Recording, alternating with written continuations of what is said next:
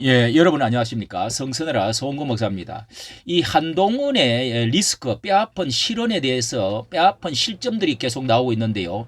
이제는 사과를 이제 이것은 뼈아픈 이 것이다 사과를 했지만은 이 반한계 반동훈계의 대결집이 분노가 폭발을 했다. 그렇게 지금 이 기사가 말을 해주고 있는데 자, 이게 나 의원이 CBS 그 대표 경선 발표에 나와가지고 그때 그 수사 이제 총수로서 그렇게 그 수사했던 그때에 바로 공수처 패스트 트랙에 태워가지고 이 결의를 하는데 굉장히 그 국회에서 빠루를 들고 나경원 그 원내대표일 때 엄청나게 들어놓고 싸웠던 자 그런 것이 이제 공수처가 만들어질 때 싸움에 27명이 이렇게 기소가 되어 가지고 지금 재판 중에 있다는 것입니다. 그런데 그것을 이제 법무부 장관이 우리 당에 되었으니까 이 공소 취소 요청을 저기 했는데 이것을 그때 그렇게 공소 취소 요청을 이렇게 부탁하지 않았느냐. 그러면서 자신은 이 법률 장관으로서 이 법무부 장관으로서 나는 그것을 그렇게 들어주지 않았다.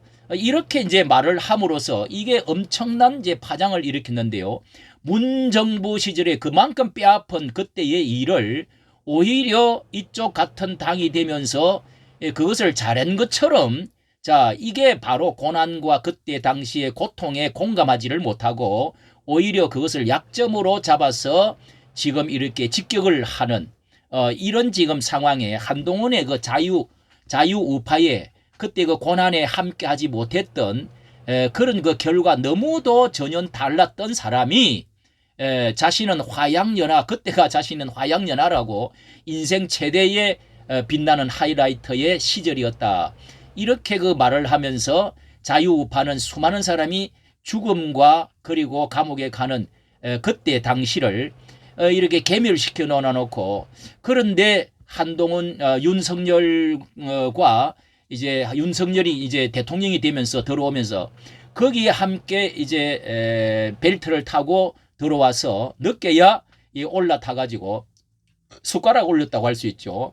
함께 하다가 윤석열 대통령마저 등을 지는 이런 지금 상황에서 정말 그 지도자 대표 그리고 대통령 후보가 과연 되어질 수 있을까? 자, 여기는 이제 이렇게 대통령과 등짐으로써 결국은 분당 사태로 갈 수밖에 없다. 제가 그렇게 올렸는데요. 대해서 한번 살펴보도록 하겠습니다. 자, 한동훈이가 이상하다. 이렇게 해가지고, 자, 여기에, 이렇게 보면은 한동훈이, 이렇게 그 TK과 PK 지역에, 대구 경북 지역에서도 아주 분노가 대단하다 그럽니다. 한동훈 너는 누구냐? 왜 도태우 복당도 왜 맡고 있느냐? 예? 이런 것에 대해서 따로 말씀을 드리도록 하고요. 자, 여기에 대해서 이렇게 지금, 이번에, 심평 변호사가 이 대통령의 오랜 지도해주는, 그런 사람으로, 이 심평 변호사가,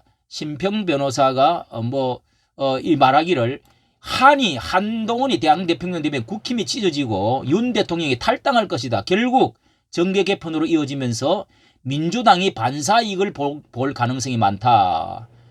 이런 이야기까지 했습니다. 이게 정말 당이 찢어지고 대통령마저 탈당을 하게 되면은 완전히 이제 이 초토화되어지는 국힘당은 초토화되어질 것이다.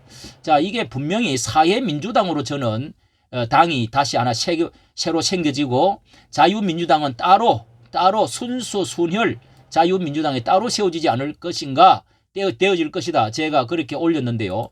자, 그러면은 이게 어떻게 한동훈의 그 나경원 폭로가 이 뼈아픈 실점 자초했다면서 사과했던 내용이 뭔지를 한번 살펴보도록 하겠습니다. 자, 이거 한동훈의 이게 내용이 뭐냐 하면은 18일 이제 이 반한계 및 친윤계가 나 후보 공소 취소를 요청한 패스트 트랙 사건이죠. 이 더불어민주당의 정권에 의해서 이한 부당한 공소 제기이기 때문에 취소되는 게 적합하지 않느냐 이렇게 이제 요청을 했다는 것을 이거를 약점으로 들춰냈어요. 이때 뭐 그렇게 해서 공격하고 당시 현역 의원들이 여러 당 관계자들이 기소되는 이제 27명이랍니다. 이를 폭로성으로 언급하는 건 매우 부적절했다. 이게 자신의 이 속에 들어있는 본심이 정말 이 국힘당 자유우파에 고난받는 사람들과 마음이 하나가 안 되는 것을 적나라하게 보여준 것이라고 할 수 있죠. 자, 이렇게 그동안의 한 후보를 직접 비판하지 않던 인사들도 이 패스트 트랙 사건 공소 취소 당위성을 설명을 하면서 이렇게 원조 친윤계로 불리는 권성동 의원은 페이스북에 이렇게 말을 했는데 이건 공격하지 않을 수가 없죠. 예, 이게 반격을 하지 않을 수가 없습니다. 자, 이게 그때 사진인데요. 이렇게 말을 하고 있습니다. 예. 자, 한 후보가 형사사건 청탁 프레임을 들고 나왔는데 청탁이 아니다. 2019년 우리 민주당 이때 이 문재인 정권 10% 때지요. 19년 우리 당은 민주당이 공수처법 등을 패스트 트랙을 지정해서 처리할 당시 법안 접수 등을 물리적으로 저지했고 이로 인해서 재판에 넘겨졌는데 권 의원은 국회법 위반을 불사하는 민주당을 막기 위한 최후 저항수단으로 단일대오 나선 결과 전 현직 의원 27명과 당 사무처 직원 보좌진들까지 부당한 기소와 재판을 받고 있는 것이 지금 핵심이다. 우리 당이 모든 의원이 나섰지만은 재판은 일부 의원만 받고 있다. 지금도 재판 중이랍니다. 즉 전체 의원을 대신해서 희생하고 있는 것인데 당을 위해 지금도 희생하고 있는 사람을 내부 투쟁의 도구로 쓰면 되겠나. 경쟁은 하더라도 선을 지켜달라. 이렇게 말을 했네요. 자, 이렇게 페이스북에 이철규 의원은 이 패스트 트랙 사건의 본질이라는 제목의 글을 이렇게 자신도 올리면서 자신도 27번의 피고인이라고 합니다. 매번 공판정에 앉아 재판받으면서 분노와 자괴감을 떨치기 어려웠는데 이 사필 기정이라고 믿고 있는데 무도한 더민당 세력과 법기술자들의 농간에 우리 당 동지들이 고통받고 있는데 부당한 공소 제기는 취소되는 것이 정의에 부합한다. 이렇게 지금 말을 하고 있습니다. 이 대통령실에서 또 한마디 발표를 했는데요. 자, 그때 사진입니다. 대통령실에서 강성규 의원은요. 페이스북에서 5년 전의 일이지만 생생하다. 민주당이 휘두르는 주먹과 흉기에 의원님들과 당직자 그리고 보좌진들이 다쳤지만 좌절하지 않았다. 투쟁을 멈추지 않고 국가를 지킨다는 마음으로 싸웠다. 정권 교체의 씨앗이었다.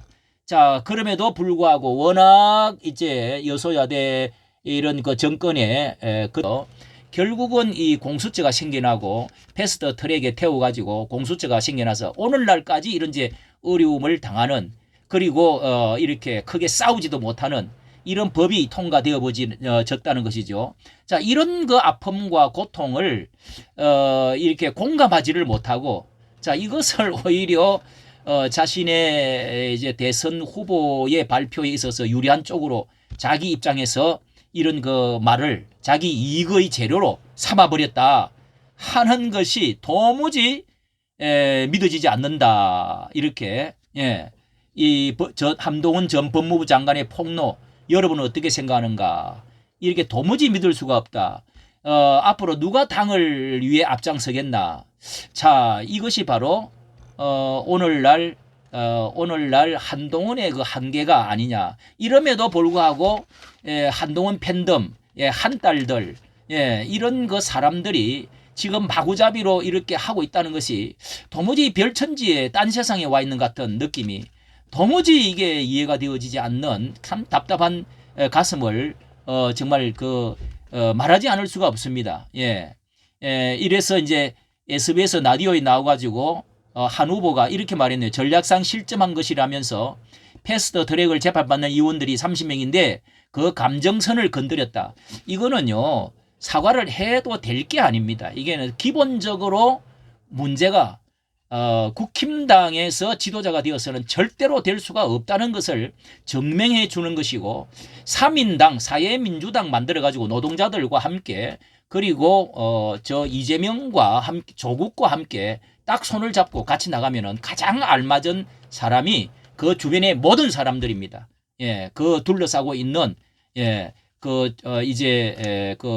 충고자들과 그 주변에 김경률과 그리고 진중권 이런 사람들이 딱 맞는 사람이 바로 여기에 보면은 한동훈과 이렇게 같은 사람이다.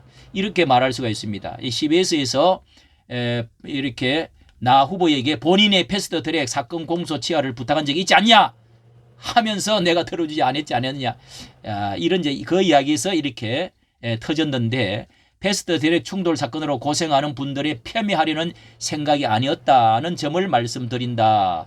이렇게 한 후보는 당대표가 되면 패스트 트랙 충돌 사건 재판에 대한 법률적 지원을 강화하고 여야의 자 이런 말 아무리 해도요 자신의 또 한 가지 그 마음 표현을 하게 된 것이 뭐 대법원장의 그 판단 하에서 거기에 의해 가지고 그렇게 해서 이제 특검을 거기다가 맡겨서 하는 것이 찬성한다. 이것도 마찬가지입니다. 이거 정말 아무리 이런저런 변명을 대고 뭐 사전 방어하기 위해서 그렇게 다른 방법이 있지 않느냐 이야기하지만은 이것이야말로 대통령 죽이는 것이죠. 3년 칙물 대통령 만들든지 아니면은 대통령 4년 단임제로 뭐 이렇게 해가지고 헌법 개정을 하든지 아니면 탄핵으로 가게 하든지 하는 내심이 있지 않고서야 이런 말을 할 수가 없다고 생각합니다. 여러분들은 어떻게 생각하십니까? 이까지 정치 감사합니다.